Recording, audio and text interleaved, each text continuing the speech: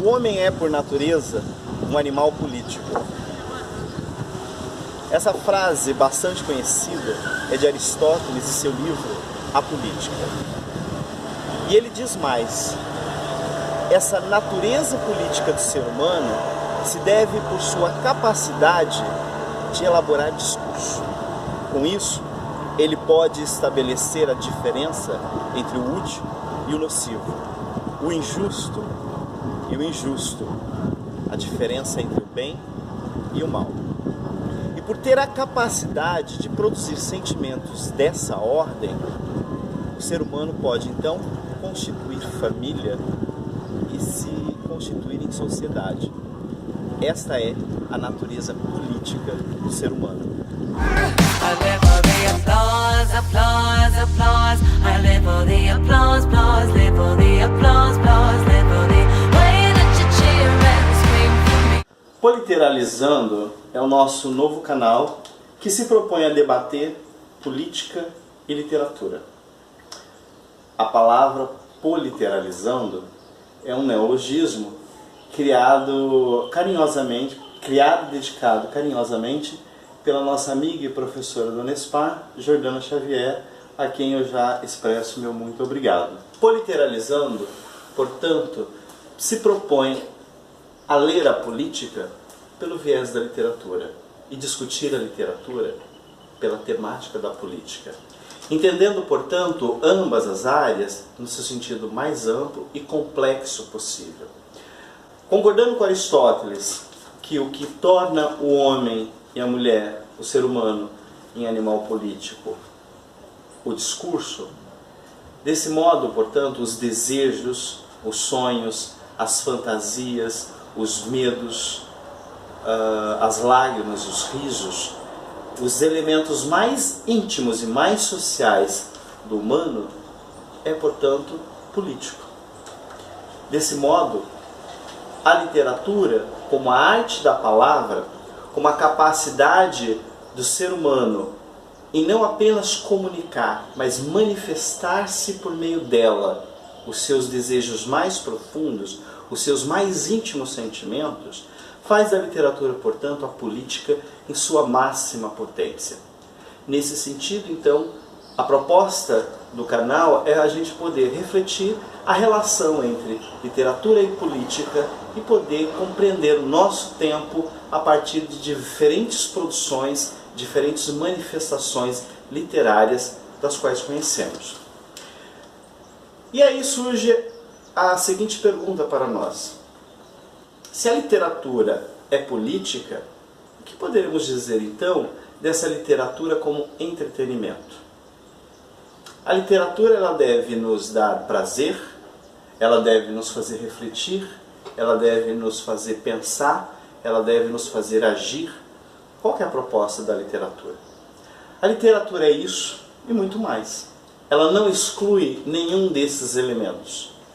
Nesse sentido, um outro intelectual, crítico literário, importante para nos ajudar a pensar é Antônio Cândido, crítico literário brasileiro, em que em vários dos seus artigos pôde trazer essa reflexão para nós ao distinguir o que ele chama da literatura como agregação e da literatura como segregação. Pensando a partir da perspectiva que ele apresenta, eu gostaria apenas de reformular os termos no seguinte sentido: a literatura que ele chama de agregação, nós chamaremos aqui de literatura como entretenimento. Do que se trata a literatura de entretenimento? É aquela que provoca as nossas fantasias mais profundas. Pode ser a literatura de terror, pode ser a literatura que trata do maravilhoso, pode ser a literatura realista, pode ser a literatura romântica, pode ser a literatura de banca de jornal, as mais variadas possíveis. Quando o leitor se resolve debruçar-se em um livro e o faz por puro prazer, por busca apenas de escapar do seu momento, da sua realidade, da sua vida cotidiana, ele faz isso, portanto, apenas pelo entretenimento. Isto é literatura? Sim, isto é literatura. A literatura ela tem esse efeito, portanto, de encantamento, de fazer com que nós possamos, por meio das palavras, despertar a nossa imaginação e percorrer mundos até então inimagináveis. Porém, a literatura também tem uma outra função. A função que nós chamaremos aqui de estranhamento. O Cândido chama de segregação, mas eu vou preferir o termo dos formalistas russos que chamam de estranhamento. Do que se trata, então, a literatura como estranhamento? A nossa vida ao longo da história, por meio da comunidade com a qual nós construímos a nossa identidade, os nossos valores, cria em torno de nós o que podemos definir como zona de conforto. Do que se trata essa zona de conforto? É a nossa forma de ler o mundo a partir das nossas crenças, das nossas concepções e, portanto, das nossas limitações. A literatura, nesse contexto, terá uma outra função, que é perturbar-nos em nossa zona de conforto. Fazer-nos pensar em coisas que até então não pensávamos. Fazer-nos refletir, conhecer mundos que até então não imaginávamos. E nesse sentido, ela nos tira dessa zona de conforto e leva para outras possibilidades, para ver outros grupos, outras comunidades, outros valores e, portanto, repensar o mundo, repensar nós mesmos e repensar a nossa relação em sociedade. A literatura, portanto, ela pode ter esses dois efeitos, nos encantar e nos perturbar. E nesse sentido, cumpre aquilo que o Cândido vai chamar, portanto, de as funções da literatura.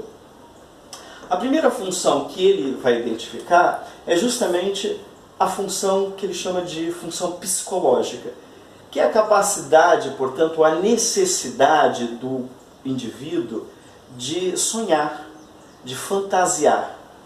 Independente de qual seja o grupo, independente de qual seja a comunidade, se ela é mais civilizada, menos civilizada, de qualquer lugar do mundo, de qualquer tempo, de qualquer época, ela sempre teve essa necessidade da fantasia.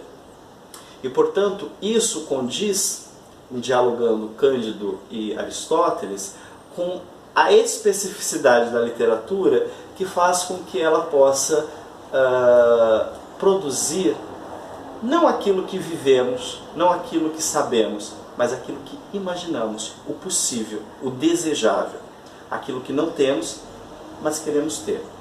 Ao fazer isso, portanto, ela constrói para nós essa característica da literatura de encantamento. E como encantamento, ela muitas vezes significa um lugar de fuga, um lugar para o qual escapamos. É a nossa, para usar o termo de Manuel Bandeira, pazágada, queremos fugir.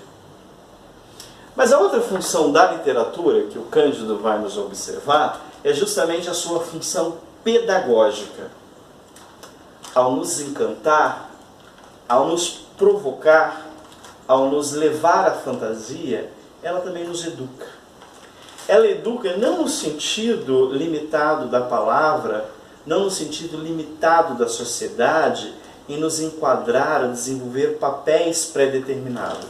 Ela nos educa, fazendo-nos refletir sobre a vida, sobre o mundo, sobre o outro, sobre as nossas relações, sobre os nossos sentimentos, sobre os nossos valores, sobre o conjunto das coisas que nos entorna e nos faz seres humanos. Nesse sentido, portanto, a literatura tem um efeito transformador, pois nos faz considerar coisas que sem ela jamais consideraríamos. Esse caráter educativo, que não necessariamente seja institucional, faz da literatura um instrumento fundamental para a nossa formação como ser humano. E aí, complementando essas duas características, vem a terceira função da literatura, que é a sua capacidade humanizadora. Na medida em que nós podemos imaginar aquilo que não vivemos, mas que poderíamos viver, na medida em que podemos pensar o possível, a literatura, portanto, cumpre essa função de criar mundos até então inimagináveis. Casada ao seu papel pedagógico, à sua função educativa, ela nos permite, portanto, pensar a relação com o outro, pensar os nossos valores, questionar exatamente o nosso mundo, a nossa realidade, os nossos meios e, portanto, nos transformar. Ao nos transformar, ela permite que nós nos humanizemos. Esses três aspectos que o Cândido nos chama a atenção para a literatura nos ajuda a compreender a sua faceta política e, portanto, a sua potência, transformando a palavra na sua máxima potência. A literatura, uma capacidade de fantasiar, a literatura como a capacidade de nos educar e nos transformar, e a literatura com a sua capacidade de nos humanizar. E nesse sentido, ele afirma que a literatura, ela não corrompe nem edifica, portanto, mas trazendo livremente em si o que chamamos de bem e o que chamamos de mal, ela nos humaniza em sentido profundo, porque nos faz viver.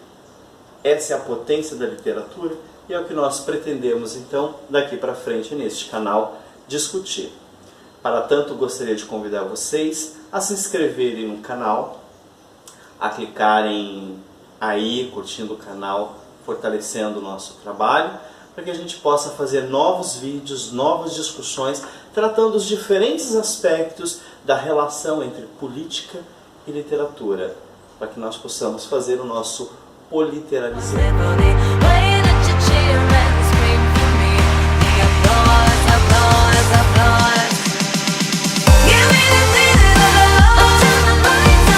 Se interessou pelo tema e queira se aprofundar, nós deixaremos aqui na descrição abaixo as referências bibliográficas dos textos utilizados e podemos também dialogar a partir do canal. Pretendemos também convidar vocês a assistirem uma live que faremos nessa próxima quinta-feira às 5 horas da tarde. E para tanto nós convidamos para nos enriquecer nessa reflexão a professora doutora Mari Falcão, formada em Sociologia, e que certamente contribuirá muito com a discussão da política em sentido mais amplo.